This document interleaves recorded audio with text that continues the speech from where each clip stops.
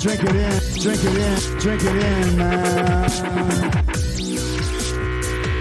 It is picked up by the Lions. Coming back right side, 25. Picks up a block at the 30. It's at the 40.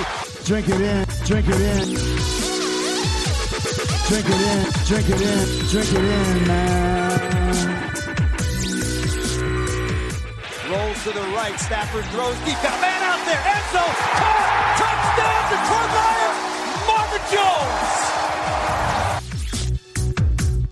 Stafford!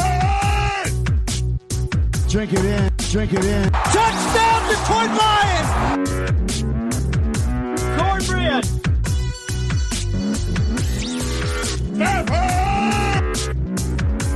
Drink it in, drink it in, drink it in, man.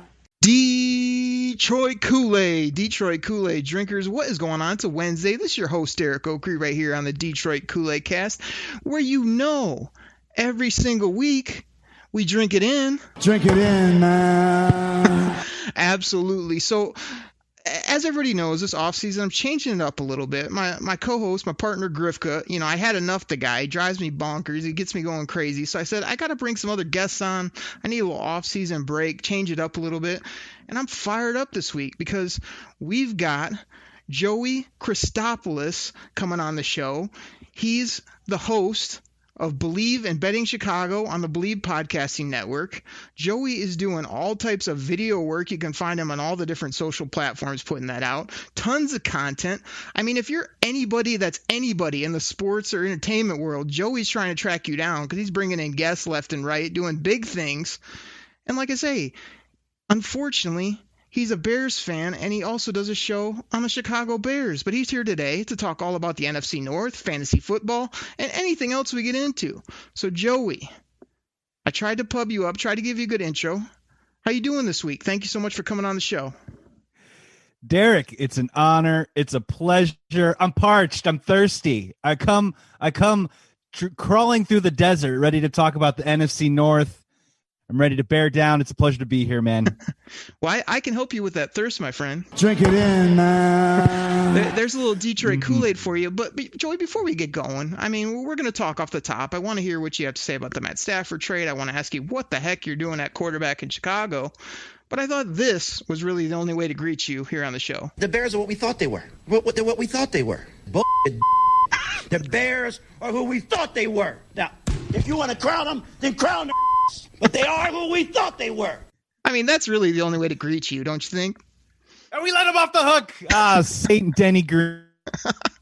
What's better, him slamming the podium, him slamming the podium, or the explicatives he got in there? Both are great. What's so funny about that one too is that in that very moment, he was dead wrong. But then the next 15 years, he's dead right. I don't know. Whatever you want to make out of that. Oh, absolutely. I got to get Denny in on the show when you're here. So let's get into it, man. We got NFC North, baby. We got so much to talk about. So, again, I'll throw it to you first. So, Detroit, we just traded our franchise quarterback. We got quite the haul in return. Got another quarterback that's going to bridge us. But I'm throwing it to you. I mean, what is going on in Chicago? You struck out on Wentz. I've heard some Darnold rumblings. Are you going to get the quarterback position fixed, or are you going to be chasing the Lions? Because I love the deal we got here in Detroit. Whether we get it fixed or not is going to be a big, giant TBD. At this point right now, in my personal opinion, this is all going to kind of roll itself back to the draft. So for Bears fans or NFC North fans that are thinking that we're going to get an answer on this question in the next couple of weeks, I'm just going to tell you to just, take a little vacation from all this news because it's probably not going to come to the NFL draft. In my personal opinion, Carson Wentz didn't want to come to Chicago. Chicago Bears didn't really want him to come to Chicago either. That seemed to be a little bit of a Howie Roseman social media, let's kind of cook something up a little bit to have a contrast and comparison to what the Colts offer was. I just want to go back to the Detroit Lions real quick because, man, I'm telling you right now, Derek, we text. I got some Detroit Lions buddies. I like the Dan Campbell hire, but the Matt Stafford haul, man, I want to get your opinion on it just real quick before I hit the Bears because, man, 2 first-round picks, that is just an excellent haul from Matt Stafford. Yes, you have to take on Jared Goff. I can't wait to hear you guys shine the turd that is Jared Goff. I'm so excited to play him twice in the NFC North this season. But the good news for the Lions fans is they get those first 2-round picks. They could probably move on from Goff in the next year or so. I think the future's looking pretty bright. I mean, it's sad to see Stafford go, but you're kind of pumped about the future, no?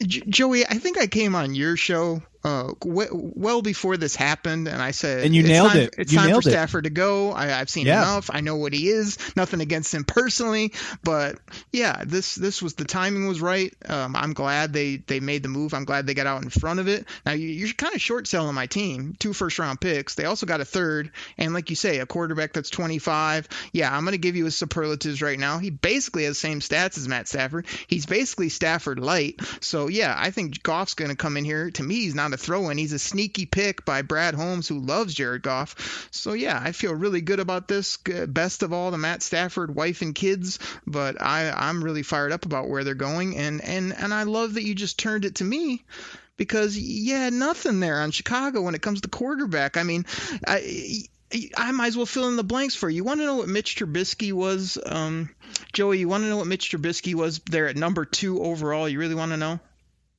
He was a winner, 28-20 over the last 3 years. Is that what we're going with this, or? No, I was thinking more of this. It was a bad decision. Period, point blank. It was one of the dumbest decisions I ever made. Thank you, Pac-Man. I mean, I agree. And what's crazy about it now too is think of where the Bears are in this situation, and this is a cautionary tale for anyone. And Detroit Lions fans, you guys lived it with Joey Harrington and other organizations as well. But like, this is what happens when you mess up at quarterback, right? Where now they won 12 games. They've been 28-20 the last 3 seasons. Whoop-de-doo.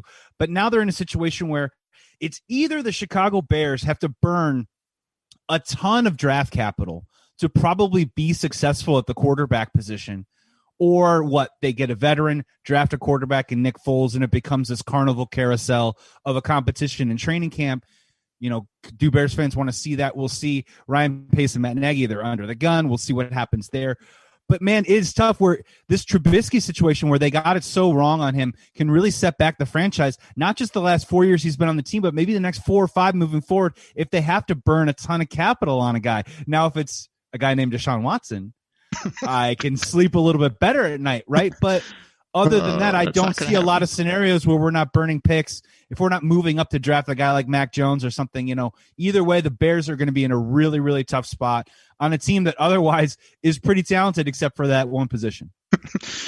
Other than the most important position, you're decent, I would say. But you got to aging defense. As our president says, our president Ted Phillips, he went, have we gotten the quarterback position right? No. Have we won enough games? No. Other than that, all the pieces are in place. So boom, Mardi Gras. Let's start the parade.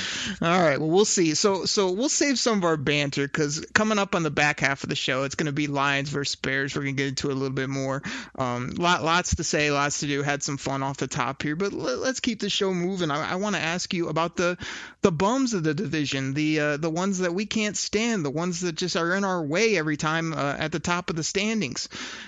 Let's just start up there in Green Bay. I mean, these guys, old man Rodgers comes out the woodwork, puts up an MVP type season, all this love fest now that he's engaged, puts up all these numbers, and what happens?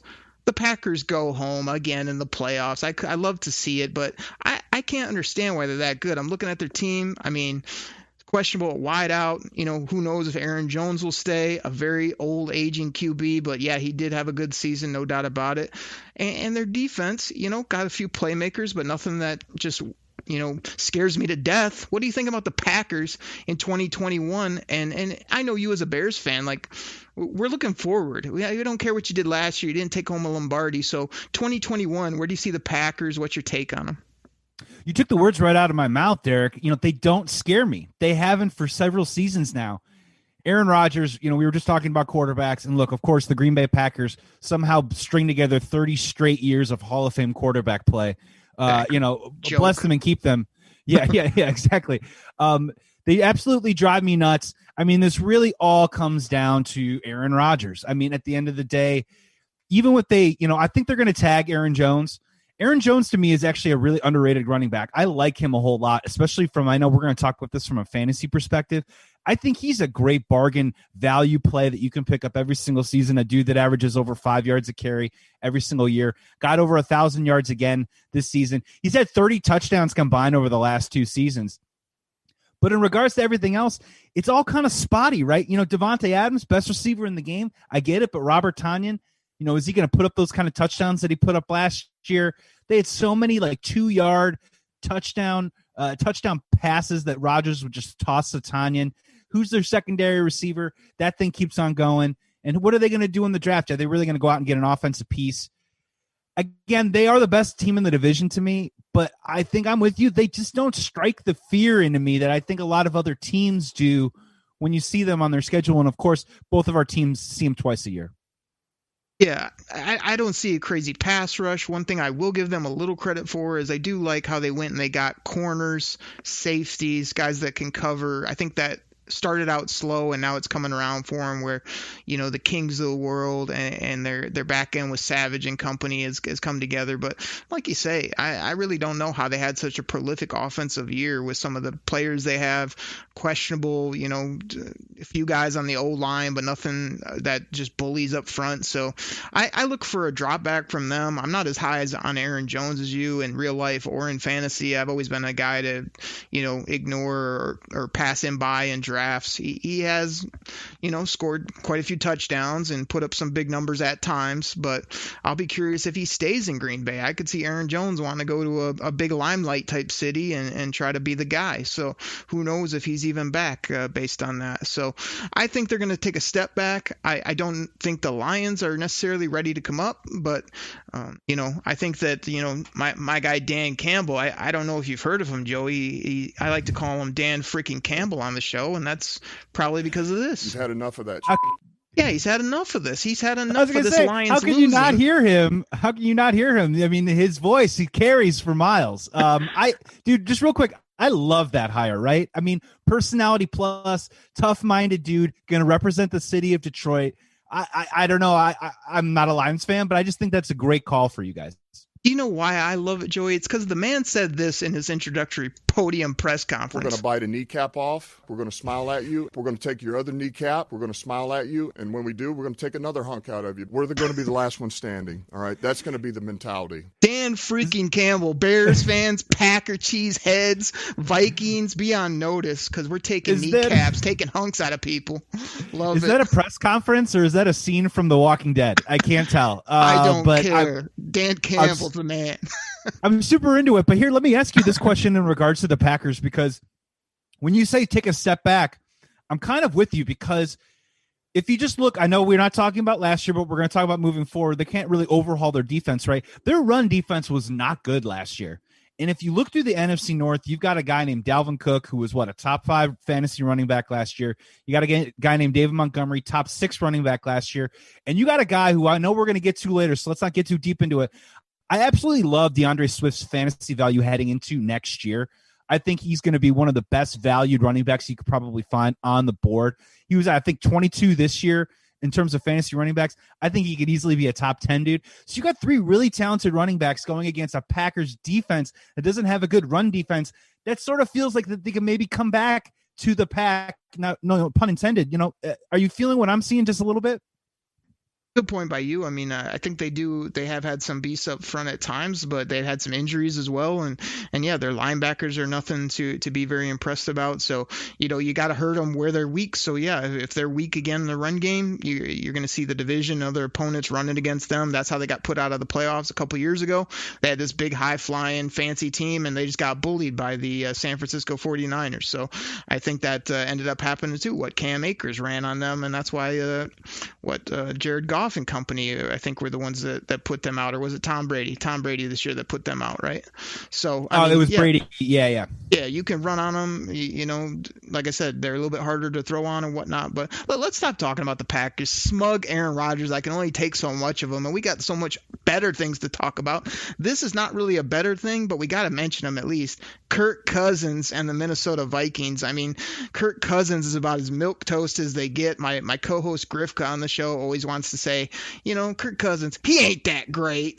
And I always tell him, well, his stats are pretty good. And he seems to go on these crazy streaks where he's incredible. As you mentioned, Dalvin Cook's a stud. They got a revamped D, but to me, as good as Mike Zimmer is, the D is nothing amazing. He's got a bunch of rookies all over the place trying to cover people and rush the passer. So Minnesota Vikings, middle of the pack, didn't have a year like most people thought. What do you think about the Vikes 2021? Kirk Cousins to me is just a hilarious story where when you pull up his box score sheet, he feels like that guy that when you're watching, you randomly put on CBS and there's like a random TV show that's like really popular and everyone's like the number one show in America, Mike and Molly. That is like Kirk Cousins because you're sitting there and you're just like, no offense to the people that like that show, but you're like, who watches this show? How is this popular? And yet somehow Kirk Cousins sets a career high in touchdown passes last year. This guy is garbage yards. I do like him from a fantasy perspective because in a 2-quarterback league, you can bring him in. He is a dude that can easily put up top 12, top 15 numbers. If he's your QB1, I'm probably a little scared. And again, look at the weapons that they have. It's just so crazy. As a Bears fan, and I'm sure as a Lions fan, they go out and they draft Justin Jefferson. And what does he do, right? Puts up 88 receptions, 1,400 yards, 7 touchdowns, 7 games with 100-yard performances. I mean, how many Charles Rogers, Roy Williams stories do you need to hear to make you upset? You know what I'm saying? Dalvin Cook, another dude, I think Dalvin Cook's going to be overvalued next year in fantasy, my personal opinion, not because I don't think that he's not talented. I think he's one of the most talented players in the league. I just worry about his health constantly, and he finally just got through a full season without really getting dinged up. That might kind of come back around a little bit. And then good old Adam Thielen. Always good for a touchdown. Numbers went down, but the touchdowns went up. Another dude that's going to be overvalued. Again, a team that, when we play them, there's always a path to victory against the Vikings. They're always going to screw up at some point. You always know that they're maybe not going to get off to the fastest start in the world. And as long as you do what you need to do, the Vikings will be playing catch up in the third and fourth quarter. And that's where Kirk Cousins gets all of his stats, and then they presumptively lose. So, for me, I just think that the arrow is probably pointing sideways for them. I don't really know what they could do in the offseason to really make them, division contenders with the Packers. And every single year, everyone's like, it's the Vikings year. It's the Vikings year. I'm just not buying it, man. A sideways arrow, I think, is perfect for the Minnesota Vikings. But all you got to really do is wait for Dalvin Cook to get injured because that's going to happen at least 2 to 3 times every season. Like you say, defense has been aging. They haven't really found these dynamic pieces. Now, Justin Jefferson is a beast. He really surprised me. He wasn't on one of my top radars last year. Not only did he play incredible, but just watching him, just his length, his ability to get in and out of cuts, the catches he makes, consistent how he was as a rookie was crazy. I saw a mock draft this last week or so, said the Vikings, everybody's kind of projecting now a fall for Devontae Smith. Could you imagine Devontae Smith and Justin Jefferson paired up, having to deal with those 2 route runners? I mean, that would not be fun for Detroit and Chicago and other defenses. No. So I shivered when I saw that. Yeah, would the Detroit Lions pass on Devontae Smith? Is that what you're saying, or would you think maybe the Lions, in that scenario where he would fall that far, would the Lions be targeting a quarterback? How would the Lions let Devontae Smith get past them? I mean, they're picking at number 7. So Benny Blades on my other show, Believe in Lions with Benny Blades. I mean, Benny comes, who I like? This guy Devontae Smith, he's a ball player. I'm like, Benny, just because he blew up this year, the guy's about 165 pounds. I mean, he's making plays, but he's running through empty defenses with that Alabama squad. But Benny loves him. I'm split. Like if they turned the card, they were to take a guy, I could see it because we need playmakers on the outside. But it's not the pick I would make, especially at number 7. I think you got to get bigger impact positions. You can wait on receiver, all that type of stuff. But Jamar Chase is my guy over Devontae Smith. But I'm just hoping like those real dynamic guys don't go in our division, because it always feels like every year it's either Green Bay, Minnesota, or Chicago picking up these guys I like in the draft or these playmakers. And it's like, no, let them go somewhere else so I don't have to deal with them twice a year, like you said. But to me, just to sum up the Vikings, again, we're going to get to some of these dynasty players. I like, Joey, how you've been mixing all this fantasy talk in. Like, I used to do a fantasy show with my buddy Chuck here on the show, and I always goofed on him because Chuck's going to Barnes & Noble still and getting a magazine. I said, hey, Chuck, there's this thing called the interwebs. You can actually go out and get this stuff for free. You don't have to go pick up a magazine. He did those things are so out, like, not just dated, just in terms of having a tangible thing in your hand that you're reading, but those things like come out like a month after like the real stuff happens. Like, exactly. I couldn't understand why he did it, but me and him chopped it up talking fantasy. So I'm glad I got another guy on here that knows his stuff, can talk some fantasy, talk some football, and talk some NFC North and some Lions, Bears, and everything else in between. So Minnesota, I mean, they could have a jump up in my opinion because they had a little fall off last year. But like you said, there's so many holes of if this, that, or the other goes wrong. Yeah, you could see them winning 6 to 7 games next year or less. I could see it, no doubt. I want to ask you a question. What is your take on Adam Thielen from a fantasy perspective? A guy whose like numbers went down across the board last year, but the touchdowns were like in the top 5 among the NFL. How do you, for fantasy owners out there, like how do you tackle that? Because he's going to be valued a certain way, but it's all based on touchdowns. Adam Thielen, I mean, we didn't talk about this before the show. We don't talk about anything here. We just let the tape roll, Joey. But you're picking out all these guys I really can't stand in fantasy. I don't think I've ever had Aaron Jones on a squad. I'm never taking Adam Thielen in any draft ever. Derek, I swear to you right now, I swear to Dicka, I have never owned a Green Bay Packer in fantasy. I swear to you, and it will never, ever happen. Lions and Vikings, I try and like not go crazy with, you know what I mean? Of course, Marvin Jones ends up on everyone's fantasy team sooner or later, like no matter what you do. But I tell you, I have never owned a Green Bay Packer because I like living a happy, normal lifestyle. Oh my gosh, that's funny. I used to go the other way where like you would think I would always think I'm getting Lions at good values, and then I figured if I can avoid Lions, it's better because if they blow up, I'm happy. If they blow up and are terrible, I don't have the double dip of annoyance. So I like to not take my hometown teams. But like I say, back to your guy Thielen real quick. He's just a guy that I avoid based on, he's had a couple big years, but he's just not a dynamic player, not somebody that I like to invest in. I'm not always like that meat and potatoes. I like to look at all the stats or what he's done previously. It's like I can name 12 receivers I'd rather have than Adam Thielen, in 2 seconds. So, yeah, he's a guy. He's going to fall off. I wouldn't even be surprised if they just move him either down the depth chart or off the team in the next year or two and replace him with somebody better because he had his day. I mean, he just doesn't have it, physically. I don't think he just he jumped up on people. Let's put it that way. I remember saying, who's Adam Thielen when he was having his good seasons, now everybody knows him and his numbers seem to be dropping a bit. So, where do you see the Vikes? You see him in the middle of the pack, lower, higher? What do you think? Same area as before. I mean, they're kind of stuck in neutral in almost a worse way than the Chicago Bears, in my opinion, where, as you mentioned, the defense is aging. Their cap situation isn't great.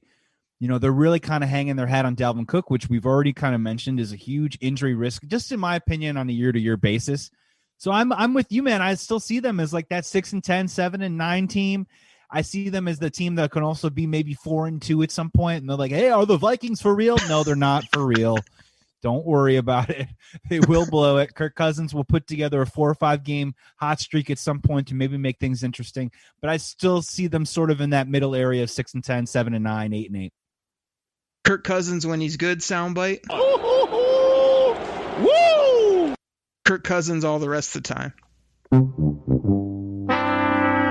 That pretty much sums it up for him. All right, let's get off these two teams. Let's talk a little bit more fantasy, and let's take our break right here. So when we're talking dynasty studs, top dynasty players in fantasy football, not from a year ago, not who was good in the past, who's going to ball out in 2021. Joey, give me a couple names that people got to own on their team. We're talking like centerpieces of your team, foundation players. Who you got?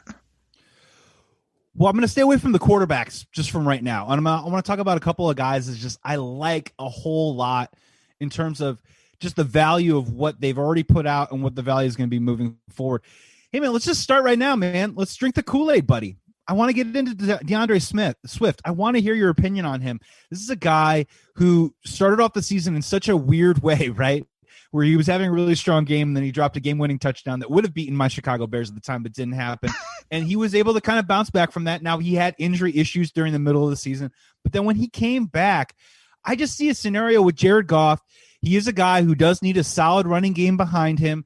He does a little bit of the split the field half stuff. He does like to distribute the ball to the running backs a little bit. I just see all of a sudden that DeAndre Swift could possibly be a focal point through training camp to start the season next year. You guys aren't really sure what you're going to do at receiver right now. I don't know if you're bringing Kenny Galladay back, but let's just say you do draft a guy. He's going to take a second or two to get in the mix. I just think DeAndre Swift, I just think his value is going to be awesome. I think he could have RB1 value, could be a great guy to start a dynasty franchise because he's super young. You could have him for a long time. And also, I think he's going to be valued maybe more as an RB2. And, in that area, 4th, 5th, 6th round in a regular fantasy draft for a guy that can give you RB1 numbers, sign me up. What do you think of Swift? I think you hit on a lot of it there. I mean, the guy had 10 total touchdowns. He really seemed smooth, confident throughout the year, had a couple dropsies here or there, but made some dynamic plays. Now it's about usage. How are they going to use him? We've had Dan freaking Campbell, and Anthony Lynn and company say, hey, let's get DeAndre Swift out on a linebacker and throw him the football. Let's use this guy in space. I don't know why Matt Patricia and company, those knuckleheads, never used him barely in the pass game. And split him out or got him in these matchup nightmares. So I think if he's used properly, he could be dynamic, but it just depends where the team is at as well as how much you're going to get it to him. And it's not about feeding him the rock in the run game. It's about his touches. So get him 15 runs, but then get him 8 plus, 6 to 8 plus passes on an average basis where he can catch, run after catch, jump over people, use that wiggle. I call him DeAndre Swizzle. So he's got to get out there and do some things. I actually had him lower on my list here. It's like you said, that dynamic sleeper guy that you can get that could end up being really great. But like I said, I've seen this happen with Lions backs before where they kind of show some things year one, injured year two, but he's got really good pedigree. So I would put him in that sleeper category. Joey, let me throw you a couple names when we're talking about the ballers of this league. This is the top name on my list. I know people are going to be frustrated by it. He seems like he's down on everybody's list, but I can't figure out why. Saquon Barkley. This guy he's the absolute physical specimen at running back. He can catch it. He can run it. Okay, he's been hurt. I get it. He's been hurt multiple times. I get it. He hasn't forgot how to play football. So Barkley and then dynamic talents like Tyreek Hill. We already talked about Dalvin Cook. I saw Jonathan Taylor at the top of the list. He had some good numbers, but he's still got a little bit to show me. Beasts like A.J. Brown, CeeDee Lamb could be coming on. And don't forget about my guy, Joe Mixon. I feel like this is a guy, again, injured, hasn't shown everything he can do. I love what Cincinnati's doing offensively. So those are a couple names I'm throwing out when I'm talking about dynamic guys I want on my team that are going to blow up 21 and beyond and maybe slept on by some people right now. I love your call on Barkley. I think he's going to be one of the more fascinating, stories to follow probably through training camp, where we're probably going to see some preseason rankings coming out, and he'll probably, I want to say that he's still in the top 10, but let's just say that he's not in the top 10. And all of a sudden, as the reports come out that, he's practicing, he's getting in full contact. Maybe we see him in a preseason game. He gets a little bit closer to being healthy and return from that torn ACL. That maybe that ranking is going to swiftly change depending on when you have your draft. I love the Barkley pick. As long as the dude is going to be upright and playing by, let's just say, week 2 or week 3, I'm taking him over a guy like Zeke Elliott. I'll be honest with you, because I'm with you in terms of the talent. Another guy I want to throw in there on the list, just because I was all over him last year. I said this guy was going to be a top 10 wide receiver in fantasy, and he's great talent, but everyone was like, whoa, hold on a second. Well, he turned out to be a top 10 this year. I think he could be even a top 5 this year. I'm in love with DK Metcalf. I'll be honest with you. From obviously the moment when you watch all the combine stuff about how the dude's like an athletic freak, and even in his rookie year, the dude just caught touchdowns. Last year, he kind of started adding a little bit more to his game, seeing a couple more targets, a couple more touchdowns. The yardage went up a little bit. I think this year could be that game-breaking, game-changing season for him, where he's maybe getting 90, 100 receptions 1,500, 1,600 yards, 10 plus touchdowns, so on and so forth. I see him, it might not be a sexy pick because he's already a top 10 guy. I could see him making that leap to the elite category of that 4 or 5 area where you're talking about Tyreek Hill, Devontae Adams, dudes like that. I like him to make a huge jump too. I'm a huge fan of CeeDee Lamb. I'm right there with you. I drafted him in all 3 of my leagues last year. Super late. Not going to get that same value this year, but then a guy also that easily could be a wide receiver 2, and easily could also turn into a wide receiver 1 this season. I like him a whole lot too, taking a jump this season. Those are big time takes by you, Joey. Now you said something about Barkley. I got to circle back on. You said maybe by weeks 2 or 3. I mean, I'm pretty sure the guy got hurt really early in games 2 or 3 of the season. He's going to be starting the season. I think he'll be fine. What I think is going to happen with I hope Saquon so. Yeah, Barkley I'm with you. is that I think a lot of people are going to sleep on him, not only in drafts, but are going to question, well, is he going to get hurt again? Well, they're going to totally forget that when he was healthy back in his rookie year and early on, the guy can do it all. So that's why I'm putting my money on him is his build in his lower half, as well as he can just do everything you want from a running back. I can use him in short yardage. I could throw it to him, and he can make people miss, run away from people, do it all. So that's why I'm going big on him. Now, DK Metcalf, I just want to hit on him because, again, I got to give my buddy Grifka a little grief who's not on this show. We went back and forth on DK during the draft, and Grifka's take was, oh, wow, he runs 9 routes. Wow, he's fast. Big deal. He'll be hurt all the time, and, he could just do that because he could run away from people in college. I said, Grifka, there's something about height, weight, speed that just makes this guy special. And I'm telling you, I did a whole show one day about how the Lions should take him over, when they took TJ Hawkinson. This was before the draft. I was like, take DK and just let him do what he does. Now, I don't think he would have been TJ, as successful. take DK. Yes. Take DK Metcalf and just let him run away from people, because my thing is that you just can't teach that type of talent, and I don't know that he would have been as good in Detroit because I think he fell into a great offense where they chuck it way down the field. Russell Wilson took him under his wing, but if you were calling that a couple, at his rookie year, and now he's blowing up, and now you're saying he's even going to get bigger, I mean, every time you turn on the tape, all he does is make plays. So that was one of the ones I got right, as well as Grifka got wrong, and it seems like you're on the train of just, this guy's too physical and too special to not keep being good in fantasy, and now he is going to be one of those top receivers taken. So I'm right with you there. Yeah, I think he'll eventually, not saying that he'll be as good or as talented as these players, but he will be in that Julio Jones, Calvin Johnson type category for me. Now, I'm not saying the dude's just sign him up for the Hall of Fame, but I'm just saying in terms of fantasy value, what he's going to bring to the table and how much I think he could have even a better season next year. That's kind of the stuff that I'm talking about. I do want to ask you, because look, we're in agreement on Saquon Barkley. I hate to rope back to it, but do you think that just based on his value, like the way we're going to do rankings this year, do you still see him sitting in that top 10, or do you think some people might have him on that outskirt area of that 10, 11, 12 area? Because are you going to put him just in a ranking, not whether you would take him or not? Because that's important, because people keep in mind, just because it's ranked somewhere doesn't mean that you do or do not want that person. That just means the value. That means how smart you could possibly be. So do you see him ahead of guys like Derrick Henry, Dalvin Cook, Clyde Edwards-Helaire, Tyreek Hill? Is he going to be ranked in front of all those guys? Is he still going to be in the top 10?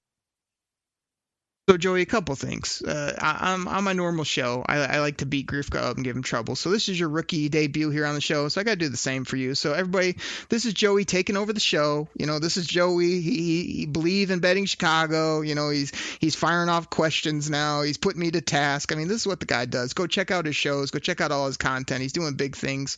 Super happy to have him on. But, I mean, when you're talking about where's Saquon Barkley going to go, I mean, to me, yeah, he might fall out of the top 10 because people are going to shaky, but a lot of the leagues I do, I see people always taking all these receivers, or, let me get George Kittle, and I'm just sitting there swiping up running backs left, right, and center, because I think the key to winning fantasy football now, before, and in the future is making sure you not only have running backs, but you have depth at running back, and you have dynamic guys, like I've said multiple times now about this player and others, catch, run, score touchdowns. That's the key to a solid running back. So I'm taking Barkley up in the top, 5-ish, overall, and others are going to let him slide. I'm happy to scoop him up because they're going to be taking these fancy receivers and tight ends, and I'm just going to be loading up on 2, 3, maybe give me 4 running backs early, and I'll go get the other positions later. That's simple math to me when it comes to fantasy. Yeah, for me, like if Barkley, for whatever reason, ranking, whatever league that you're in, he slides to 8, 9, 10, and you're able to get him at 8, 9, 10. Oh my God. I mean, I don't know what can we do? Is there a horn? Is there a button that you can press, Derek, that is like a celebration? Is there a celebration button? Because that would be something I'd be dancing in the streets for that. I'm totally with you. I think he's a top 5 talent too. Gosh, you would think I'd have something right at the top of my fingers, but I mean, that's what I'd be doing when Saquon's on all my teams, baby. Let's Derek, go. What happened? I just drafted Barkley 9th overall. Oh my goodness. It's fun with the soundboard. You gotta love it. But hey, let's do this. We got to get our great sponsors in here. But I want like a couple.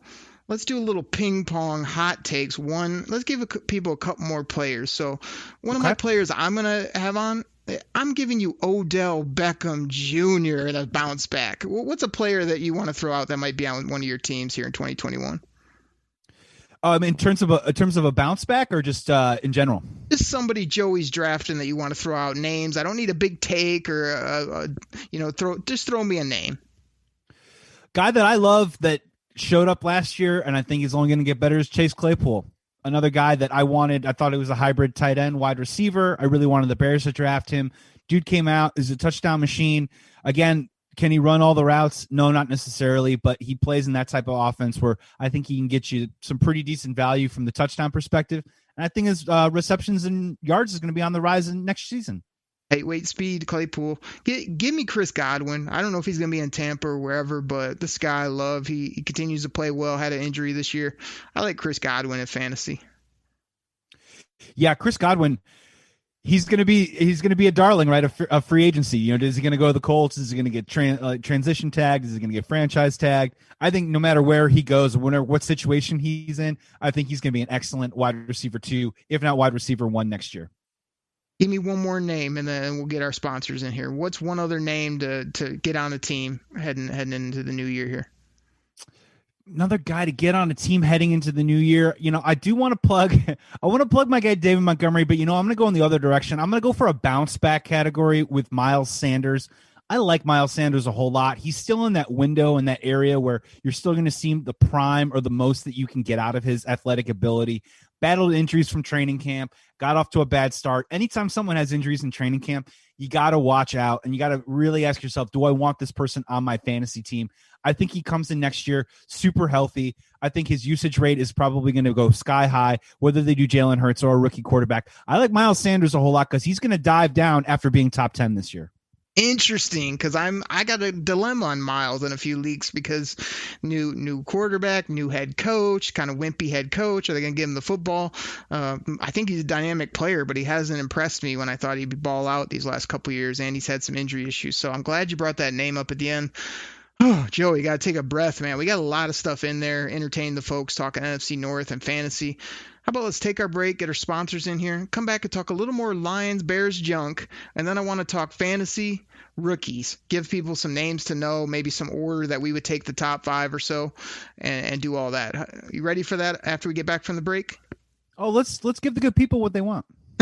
Absolutely. Everybody, we'll be right back. What's going on, everybody? This is your host, Derek Oakrey of the Detroit Koolaid Cast, and this is normally where I tell you about some of our great sponsors, but today I want to tell you about my other Lions podcast. It's called Believe in Lions, and that's spelled BLEAV on the Believe Podcasting Network with both myself and Lions legendary safety Benny Blades. Yeah, you know who he is, the hard-hitting safety Benny Blades. Played for the Lions. He also played for the U. You know what it is, the University of Miami, those Miami Hurricanes. He mentions it multiple times a show. Benny loves to talk about his Hurricanes, his Lions, and I love to play this soundbite on the show. We have a ton of fun on that show. We laugh, we joke, we talk Lions. Like I said, he brings up the Hurricanes. I talk about my Michigan Wolverines. It's a really fun show. Benny loves the Lions. He tells great stories from his playing days, as well as we're just rooting on this team. We BLEAV in the Lions. So please go ahead, find it on your favorite podcast platform. Hit that subscribe button and check it out. Share it with a friend. We really appreciate it. So check out Believe, BLEAV in Lions, with myself and Benny Blades. Thank you guys so much. Detroit Koolaid drinkers, we are back from the break. Thank you so much for listening to our sponsors. Please go check them out. It really helps the show. And I really can't thank Joey Christopoulos enough for being on the show. We got into so much there in the beginning part of the show, and we got so much more to talk about. So as I said in the beginning, go check out his podcast, Betting Chicago, or you can find it called Believe in Betting Chicago on the Believe Podcast Network. Go check that out. I'll give him some time here to pub all his stuff before he gets up out of here for the show. But Joey, we can't waste any time. We don't ever waste any time here on the Detroit Koolaid Cast, because this is what I've been looking forward to. This is me versus you. This is Bears versus Lions. This is some straight up junk talk. You better be ready. I want to hear how your team's going to get it together, because I mean, me and Denny Green are in lockstep. The Bears are what we thought they were. What we thought they were. Exactly, Denny Green. Joey, what do you got? Tell me why your team's going to blow up in 2021, why they're going to get the quarterback fixed, why David Montgomery's so incredible, and why Khalil Mack is still going to be able to rush the passer when he's up over 30 and you guys gave the house away for him.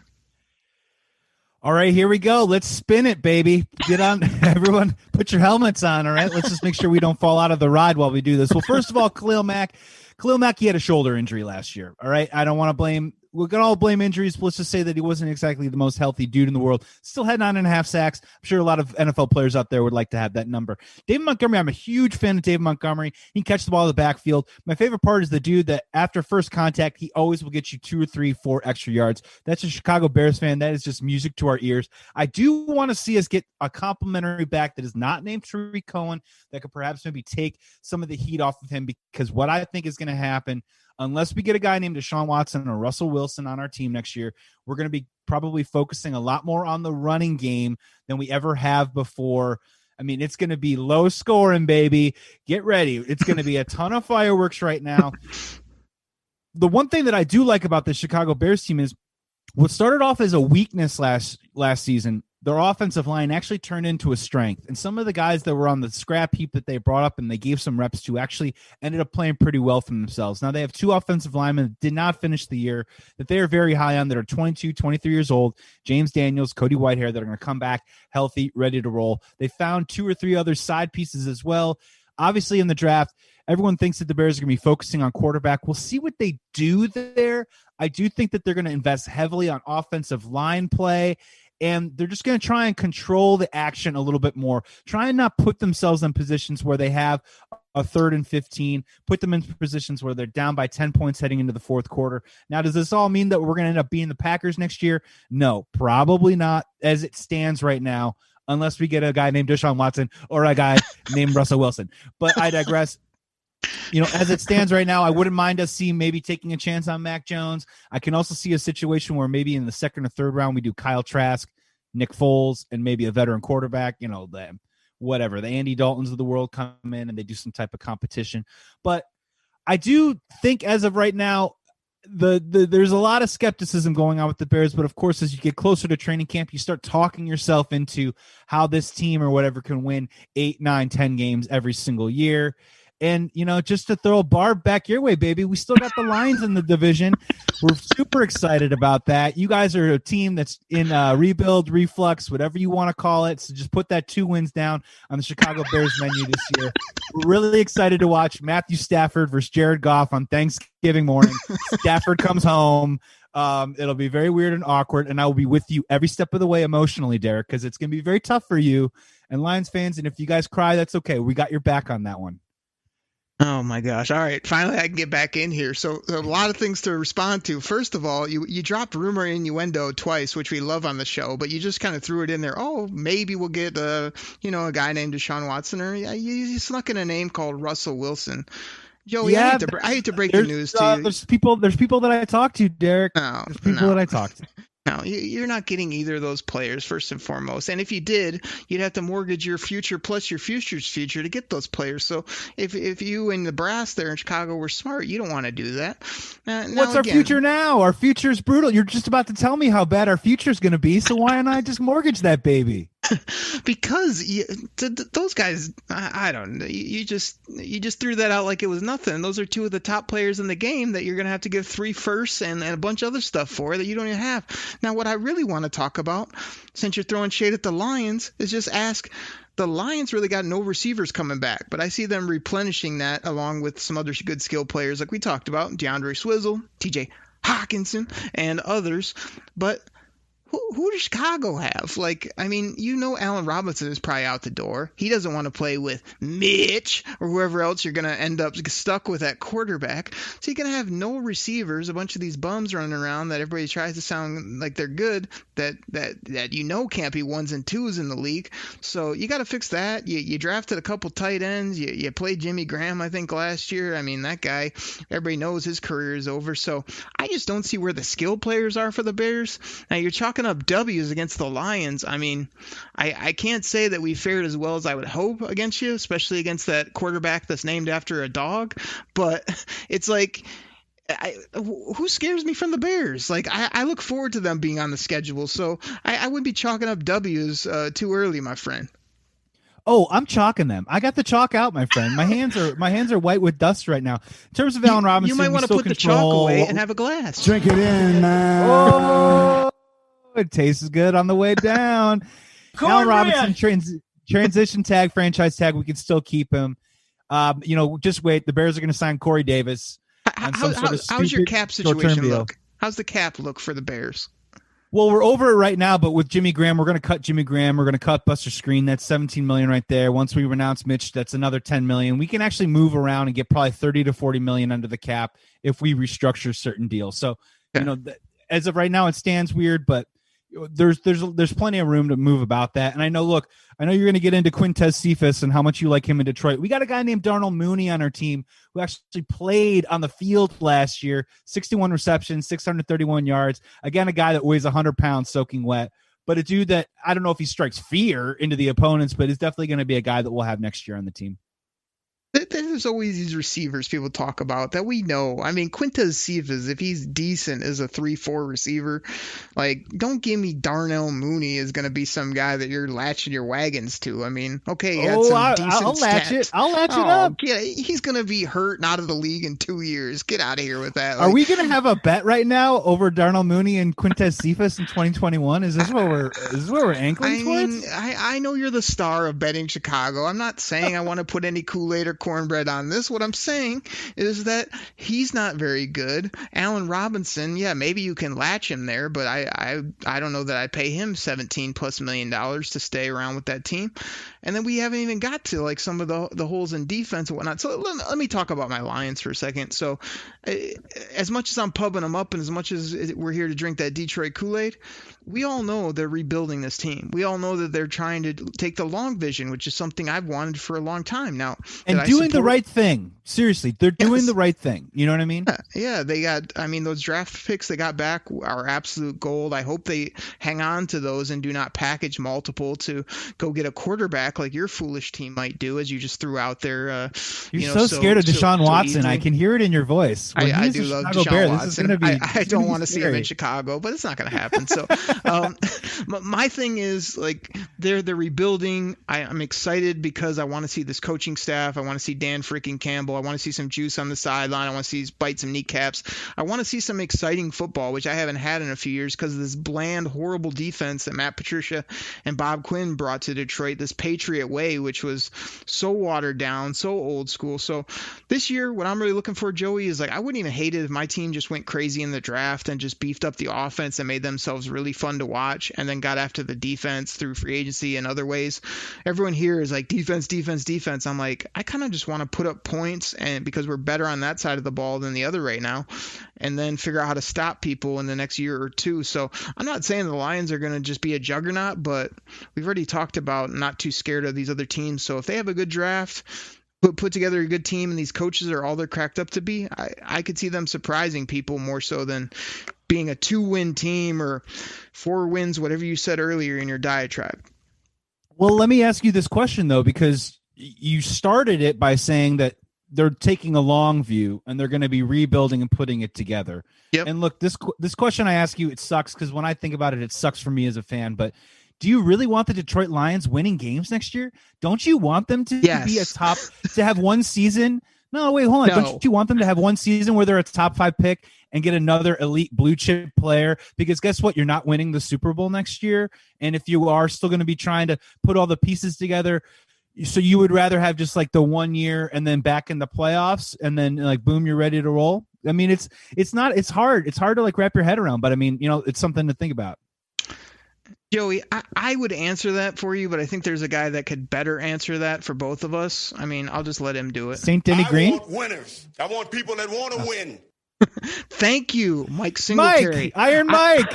I want to win. I'm not. I like if they have a down season, great. I can deal with it. But no, I'm not one of these people that goes in hoping they lose, hoping they get. The only people that think you got to get a top 5 pick to get a dynamic player are people that know nothing about the NFL draft. You can find studs throughout the draft, throughout the first round. So any W's they get under Dan Campbell, get some juice, some mojo. I'm all about it. There's no Trevor Lawrence in this next draft. There's no player that I have to tank for. So, no, I'm trying to win ball games. You know who I'm really trying to win ball games against?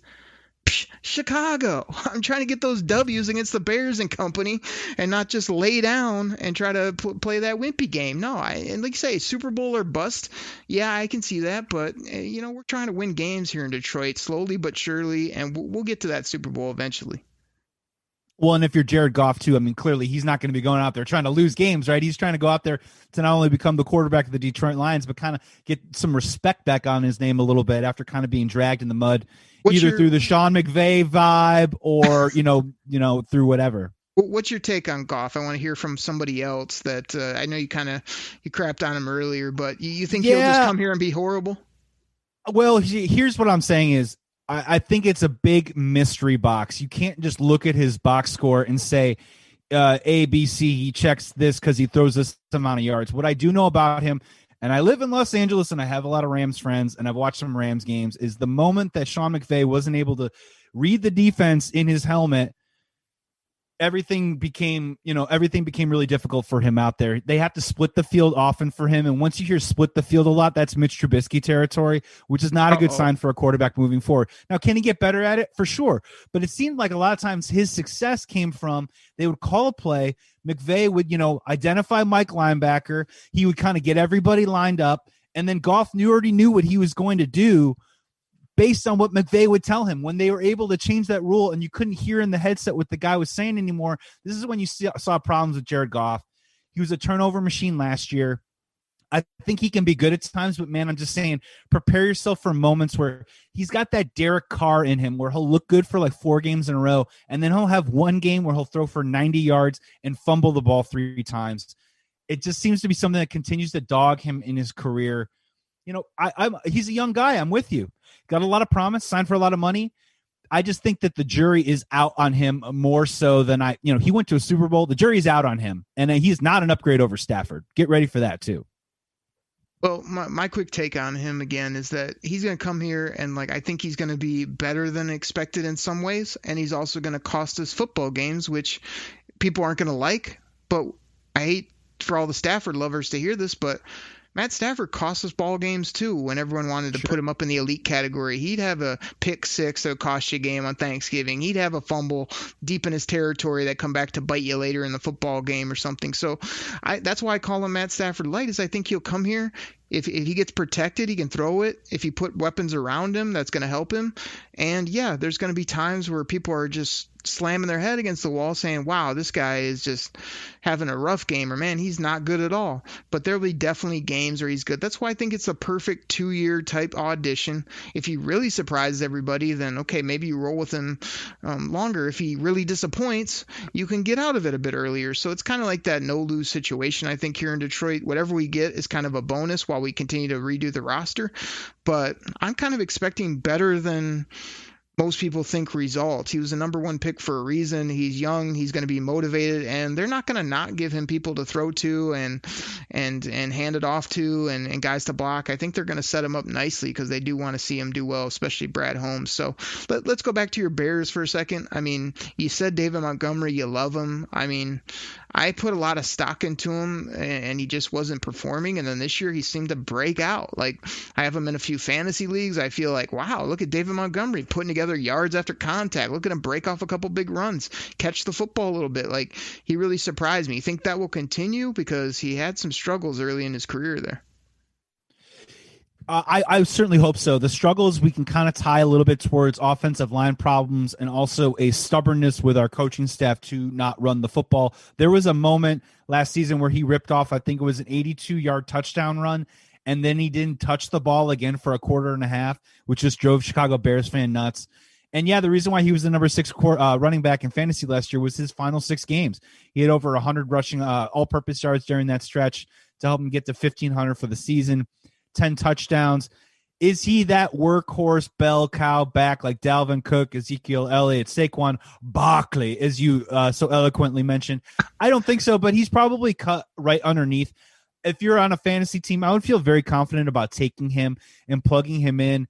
You know, maybe not as a stud RB1, but definitely a guy who could be an RB1, light RB2, great section right there. And we're going to really be leaning on him a whole lot. I really hope that they do kind of commit a little bit more to not just Tariq Cohen, but Dave Montgomery, Tariq Cohen, and a third piece as well. People like to think all the time about the Kansas City Chiefs. They're airing it out every single play. That's kind of a little bit of a yes and no, where there are certain games where the Kansas City Chiefs just go, hey, we're going to rack up 190 rushing yards, and we're just going to run it down your throat. And then they go off and just do that. I would like to see the Bears at least be able to do that. But as of right now, because Allen Robinson's uncertainty, David Montgomery is perhaps most our talented offensive player right now. All right, interesting stuff from you. I'm curious to see how he does, as well as I think the Chiefs can run it when they want to, because everyone is scared to death that they can throw it all over the yard. So I think I'm not sure if Mitch and company have been able to do that for David Montgomery. There's no more Mitch. There's no more Mitch, Derek. He's not coming back, buddy. Okay, Mitch is dead. Well, I'm waiting to see who it'll be then, because you either need to draft one or have one of your rumors work out, or you're going to be in trouble. So let's do this, Joey. Before we get to these rookie players that people got to keep an eye on, we'll each get our chance for a little, give yourself a minute or two hype video for your team. So I want to pitch it back to you, and I want to hear the hype video, the hype speech for the Chicago Bears in 2021. Give it to me. I mean, this is Detroit Koolaid, but I want to hear your best take on the best case scenario for your team and why it's going to happen. The Chicago Bears charter franchise, George Papa Bear Hallis, in 2021. It has been an eon, if you will, since they've had a quarterback. But lo and behold, thanks to Ryan Pace bundling together all of his draft capital like a bundle of sticks and tossing it out the window, a new quarterback is in play. His name, Deshaun Watson.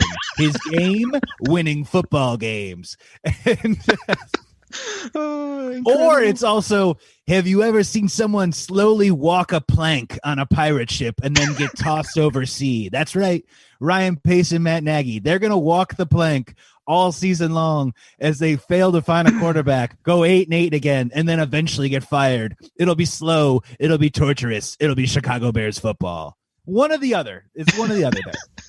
See, you had me going. I was almost wanting to drop some old school NFL Films music under you to start that take, but then you came back and ripped your squad. I mean, this is Detroit Koolaid. This is where you gotta forget all your common sense, all your like, hey, what might really happen? That's why I kicked Grifka off the show for a while, because he always wants to tell me like what happened 30 years ago and why this is gonna happen and try to prove he's so smart. When I just want to do this. Drink it in, man. So let me have Benny Blades. His name is Khalil Mack. Derek made fun of him and said he was over 30 and slow, and now Khalil Mack is looking for revenge in 2020. Better?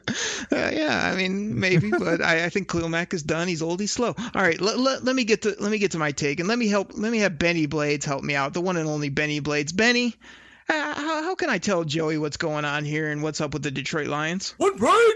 Exactly. We got one pride here, Joey. And the thing is, the Detroit Lions might be down. They might have had a tough season, but we've got one pride here in Detroit. One pride?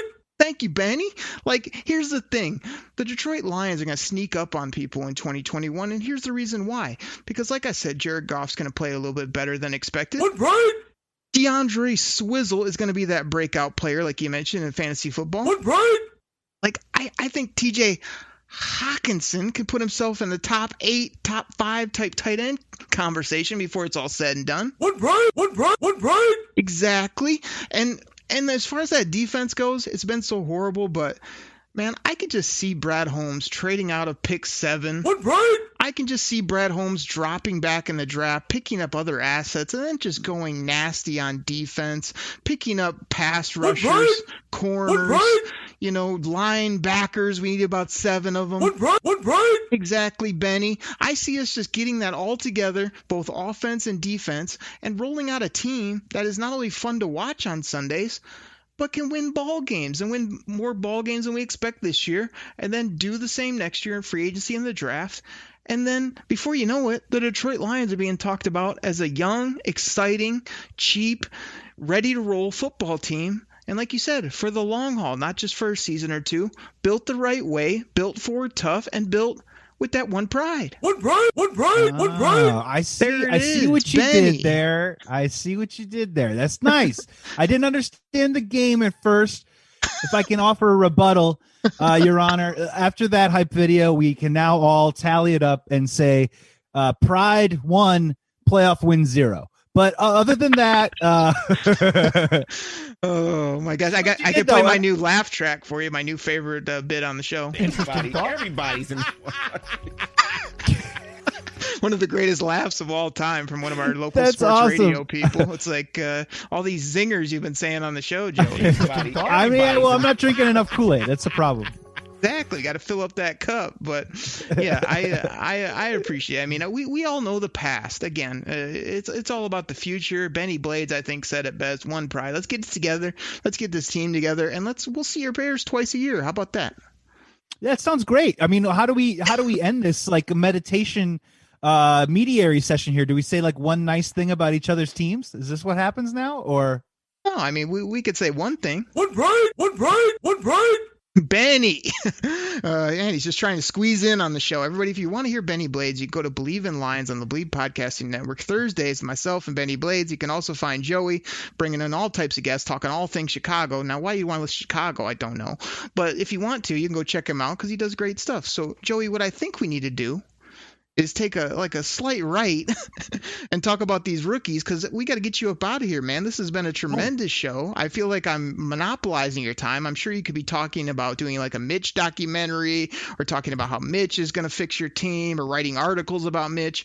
But here we are talking about Lions Steve and Bartman fantasy football and Italian beef, and yeah. Right. Hey, all those great things here. You got all that stuff going on in Chicago. But you know, I think our teams, like I said, I'm just excited to see what they both bring, and I hope for both of us that we both have decent seasons, because we're both sick of those other two teams that we talked about early on the show. Let's end it with that. So we've talked some good fantasy content, and like I said, we just bouncing back and forth between fantasy and NFC North football this week. Hopefully we're going to have you back on every few weeks, so we'll be able to mix it up again. But I just want to throw out a couple of these rookies, because I know I'm a big fantasy player. I love Dynasty fantasy football. If you're not in a league that has a rookie draft, and especially a slow rookie draft, which is where you can make trades and you can move up and down the board, you're missing out, because that's the closest thing to being a real GM. So, Joey, I got a few leagues where we get to have these big, long rookie drafts, and there's nothing more fun for me in fantasy football than being able to take a rookie before he ever steps on the football field, feels like he's your own player, and then go see if you were right or if you were wrong. It's much better than the couch potatoes that want to tell you 6 years later, oh, I knew that guy was going to be incredible. It's like, man, you had no idea. So, like, are you excited about rookies in 2021 when it comes to fantasy football, or what? I'm always excited. I always try and put a couple of caveats in the mix a little bit. There's a couple of golden rules I always like to think of. Oh, boy. The first golden rule kind of off the bat is, you know, rookie tight ends, as much as you love them, I know Kyle Pitts right now is going, top 15 or something. Rookie tight ends, They never work out right away. You have to plan for that accordingly. That's a bad take.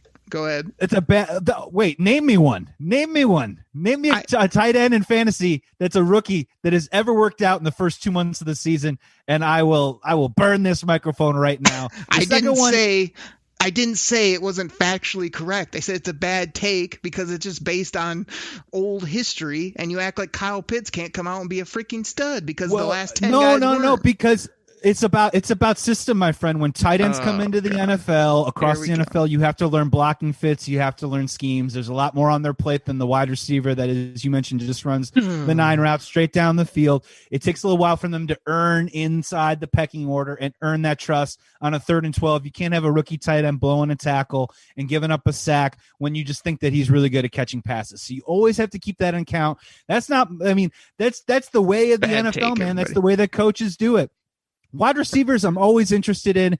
I always kind of look for fit more than actual player itself, because player, you could have a really talented guy and he can get completely swallowed up on a particular offense. So I always kind of try and match need with talent. Like, I think Jerry Jeudy could be a really good receiver in the NFL. I didn't like him as a rookie, though, because I didn't know how exactly he was just going to burst down the scene in that offense with Drew Lock. And in terms of running backs, I always take at least 1 or 2 rookie running backs. And then in the waiver wire after the first month, I'm always looking at rookie running backs too as well, because I think those are guys that by the end of the season, 1 or 2 of those dudes, guess what, is probably going to be winning your league for you, or at least winning a week for you. So I target wide receivers early, try and get at least 1 running back, and then in the waiver wire, really dialing in on those running backs as the season goes along. Interesting thoughts, interesting takes, other than that tight end take, which, like you said, is totally backed up. I'm not wrong. I'm not wrong, buddy. Like, it's small thinking by you. I thought you would be a bigger thinker and see the new NFL rather than what happened the last 10 years or 20 years, which isn't I drink how the the game Truth is played Aid anymore. It's Truth Aid, not Kool-Aid, my friend. Truth Aid. Gosh. All right. Well, let me give you some Truth Aid as well. So here's what's going on. So everybody in their rookie drafts is probably saying, oh, man, look at all these receivers coming out. Jamar Chase, Devontae Smith, Waddle, you got guys like Bateman, Tony, you got Rondale Moore. What? It's what's the receiver named Tony? Krishan Tony or something? Kadarius Toney from Florida. Yes. He's a beast, no doubt about it. But it's like you're looking at all these fancy receivers, and I'm telling you, when it's all said and done in a lot of these rookie drafts, the 2 names that are going to be near the top, even if they're getting picked in the 2nd round in the NFL draft, it's going to be Najee Harris and Travis Etienne, because, like I said, running backs are gold.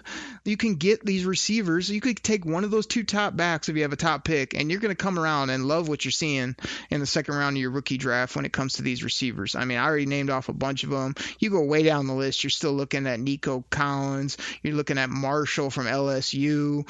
I mean, you got other talents. When I'm looking at running backs, I mean, after the top few, it's pretty thin until you get to the mid, and you're looking at pass catchers, 3rd down type backs, things like that. So anytime you get your hands on a workhorse back, a guy that could be the number 1, a guy that could get a good share of carries and can still catch the football, that's what I'm trying to do. And Najee Harris really showed well towards the end of his career. Great kid, great thing to look for. So I'm telling you, if you can bide yourself and sort of wait and say, man, I love Jamar Chase. Wow, I'd love, Kyle Pitts or whoever, but get the running back if you can get it, and then go get the other players later. That's my advice for the people listening when it comes to rookie fantasy drafts about how to attack this year with so many good receivers out there.